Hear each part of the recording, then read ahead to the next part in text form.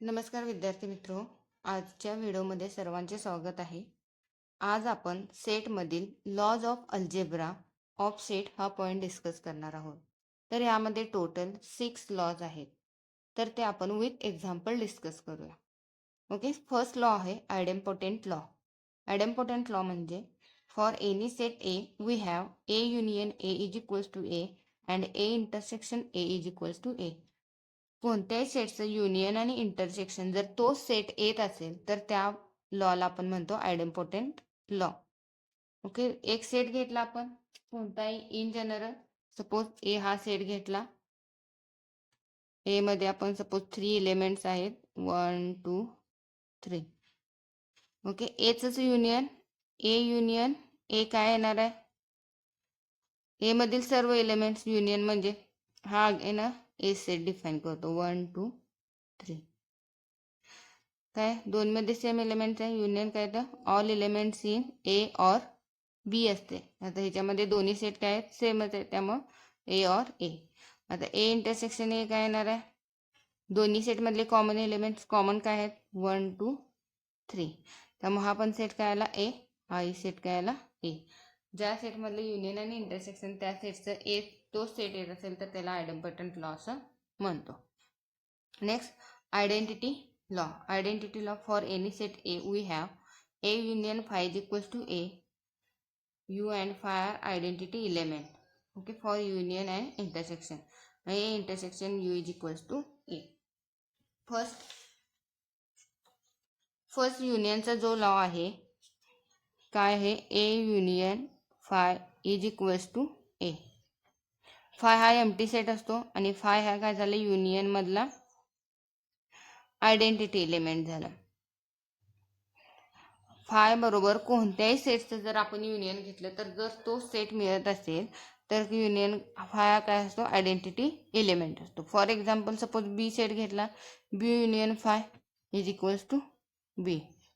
Okay, म्हणजे phi सोबत कोणत्याही अदर सेटनं जर युनियन केला तर जर तो सेट मिळत असेल तर तो काय असतो phi is a identity element in union. Okay, आणि सेकंड कंडिशन काय होती त्याच्यामध्ये A intersection U is equals to A.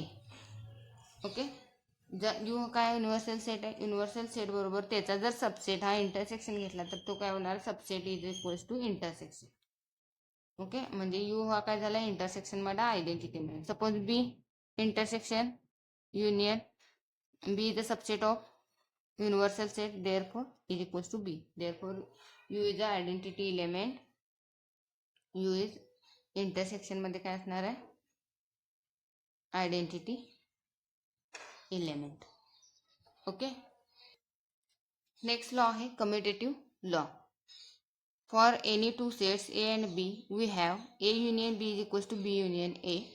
Second is A intersection B is equals to B intersection A. That is union and intersection are commutative. हे आपण laws union आणि intersection जे basic operations होते त्यामध्ये discuss केलेले आहेत. Okay, A union B is equals to B union A. जर A सेटची आणि बी सेटची पोझिशन चेंज केली युनियन आणि इंटरसेक्शन घेतल्या तरी पण काय येणार आहे दोन्हींचं सेम येते म्हणजे left side equals to right side. This law is called as a commutative law. Next law is associative law. If A, B, C are any three sets, then A union B union C is equals to A union in bracket B union C. Similarly, intersection A bracket A intersection B intersection C is equals to in bracket A intersection in bracket B intersection C. Okay, हे associative law आहे. जर 3 set असेल आणि त्या सेटचे union आणि intersection घेतलं, first आपण दोन्ही सेटचं कोणत्या इंटरसेक्शन घेतलं, नेक्स्ट अगेन कोणत्याही 2 सेटचं इंटरसेक्शन घेतलं तर लेफ्ट साईड आणि राईट साईड इक्वल येते. This law is called as a associative law. Next आहे distributive law. If A B and C are any 3 sets, then A union in bracket B intersection C is equals to A union B intersection B union C. तर इथं काय घेतलं ए सेटचं union घेतलंय बी intersection C सोबत तर A काय होणार A union B intersection A union C. Similarly, A intersection B, A intersection in bracket B union C is equals to A intersection B union A intersection C. That is, union union is distributive over intersection and intersection is distributive over union. म्हणजे हे जर union घेतलं, distributive over काय केला, intersection बरोबर केला, आणि intersection घेतला तर distributive over union. Okay. Next आहे डी मॉर्गन्स लॉ. हा खूप इम्पॉर्टंट लॉ आहे. काही टाइम्स तुम्हाला प्रूव्ह करा म्हणून विचारू शकता. If A and B are any two sets, then A union B complement is equal to A complement intersection B complement. जर आपण एखाद्या सेटचे दोन सेट घेतला आणि त्याचं युनियन घेतला आणि त्याचा कॉम्प्लिमेंट हा कशाचा इक्वल असतो, A complement intersection B complement. Again A intersection B complement is equal to A complement union B complement. जर दोन्ही सेट्सचं युनियन घेतला आणि इंटरसेक्शन घेतला, अगेन त्यांचं कॉम्प्लिमेंट घेतला, तर ते A dash union B dash च्या इंटरसेक्शन आणि युनियनच्या इक्वल. आता आपण लॉ डिस्कस केले, त्याच्यावरचे काही एक्झाम्पल्स सॉल्व करू. फर्स्ट एक्झाम्पल आहे, to prove that A union B complement is equal to A complement intersection B complement. हा आता आपण बघितलेला डी मोअर्स लॉ. हा तुम्हाला 4 मार्क्ससाठी किंवा 5 मार्क्ससाठी प्रूव्ह करा म्हणून येऊ शकतो. Show that A union B complement is equal to A complement intersection B complement. Suppose आपण काय कन्सिडर करणार आहे, first X belongs to A union B complement. म्हणजे आपण एक काय केलं, एक्स असा एक एलिमेंट घेतलाय, तो काय असणार आहे, ए युनियन बी कॉम्प्लिमेंटमध्ये बिलॉंग करतोय, म्हणजे तो त्या सेटमध्ये आहे असं कन्सिडर केलं. देन आता हे कॉम्प्लिमेंटमध्ये आहे म्हणजे ए युनियन बी मध्ये नसणार आहे. ओके, कॉम्प्लिमेंटमध्ये आहे म्हणजे युनियन बी मध्ये नसणार आहे. आता कॉम्प्लिमेंटमध्ये आपण बघितलेला आहे, हा जर युनिव्हर्सल सेट असेल, हा ए सेट असेल, तर हा ए कॉम्प्लिमेंट असतो, कारण की जे ए सेटमध्ये नाहीत असे सर्व एलिमेंट ए कॉम्प्लिमेंटमध्ये असणार.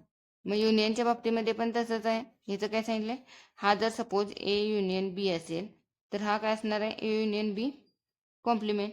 मग आपण इथं काय कन्सिडर केलं, एक्स हा ए युनियन बी मध्ये आहे, म्हणजे एक्स बिलॉंग्स टू कशामध्ये, ए युनियन बी कॉम्प्लिमेंटमध्ये.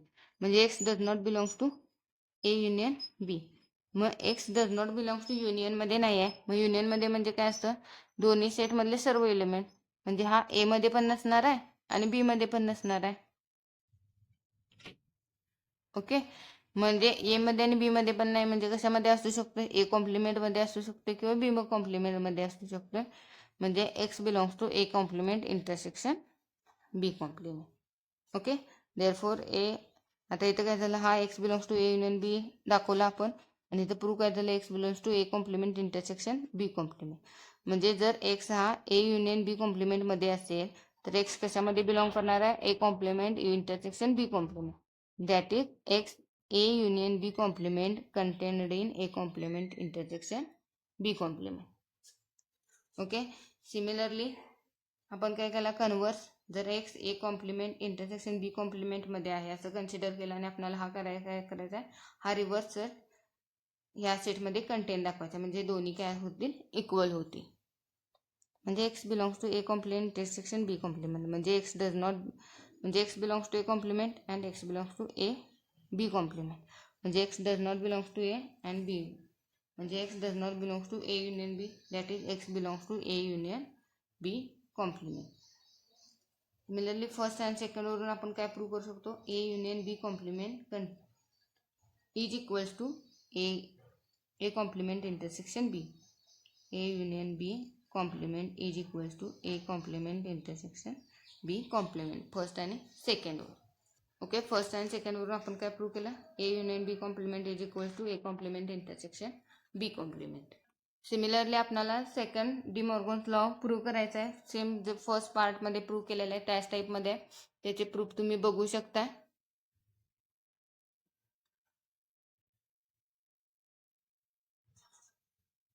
ओके, सेम तेच आहे.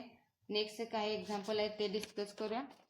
सिमिलर पॅटर्न असल्यामुळे ते तुम्ही प्रूफ बघून सॉल्व करू शकता. फर्स्टमध्ये आपण इक्वल दाखवायचा असेल तर फर्स्ट पार्टमध्ये आपण एक्स बिलॉंग्स टू दाखवायचा, नेक्स्ट सेकंडमध्ये तो कंटेन झाला असं दाखवायचा. सिमिलरली कन्व्हर्सची पण ॲज इट इज करत जायचं. ओके, युनियन आणि इंटरसेक्शनच्या बाबतीत असोसिएटिव्ह लॉ आपण इथं या ठिकाणी प्रूव्ह केलेलं आहे. ओके, प्रूफ बघू शकताय तुम्ही. या ठिकाणी प्रूफ दिलेला आहे असोसिएटिव्ह इंटरसेक्शनचा आणि युनियनचा. ओके, हा इंटरसेक्शनचा पार्ट आहे, युनियनचा पार्ट आहे. ओके, ह्या टाईपमध्ये आपण हे 4 प्रूफ बघितलेले आहे. कोणते समजले नसेल तर कमेंटमध्ये सांगा, आपण ती रिवाईज करू. थँक्यू.